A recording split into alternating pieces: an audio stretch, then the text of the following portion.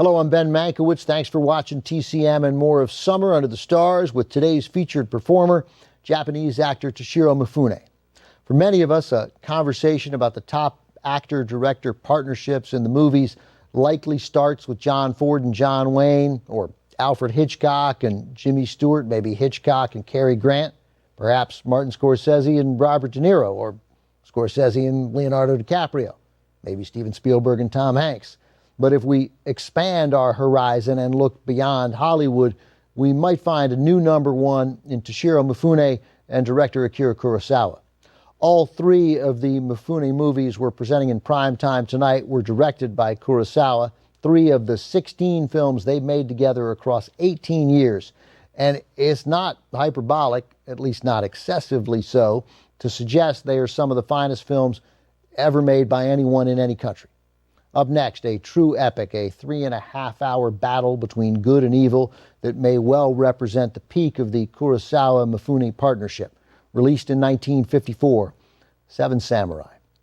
Set in 16th century Japan, a group of roaming bandits menaces a peaceful and poor village. Its weary inhabitants decide to turn to some hired guns, in this case hired swords, to protect them from this threat.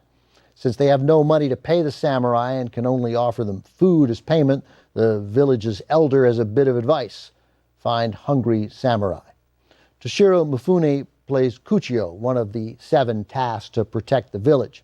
A peasant by birth who aspires to be a samurai, Kuchio was added to the story by Kurosawa and his screenwriters when they felt they needed someone to bridge the gap between the warriors and the villagers. Kuchio was only loosely sketched out before production began. Kurosawa gave Mifune freedom to improvise and develop his character as he saw fit. Mifune dedicated himself to the role, even remaining in character after the cameras stopped rolling.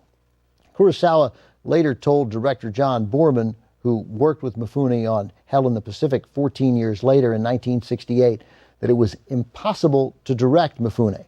All you can do with Mifune is point him like a missile, Kurosawa said. Produced by Toho Studios in 1954 with a U.S. release in 1956, Seven Samurai. When Seven Samurai came to American theaters in 1956, it came with a different title, The Magnificent Seven.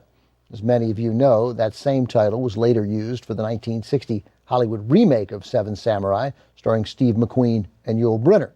Directed by John Sturges, the remake transposed the action to the American West, which wasn't as dramatic a change as it sounds because Kurosawa's film was already a Western with samurais in the 16th century in Japan instead of cowboys in the 19th century in the United States.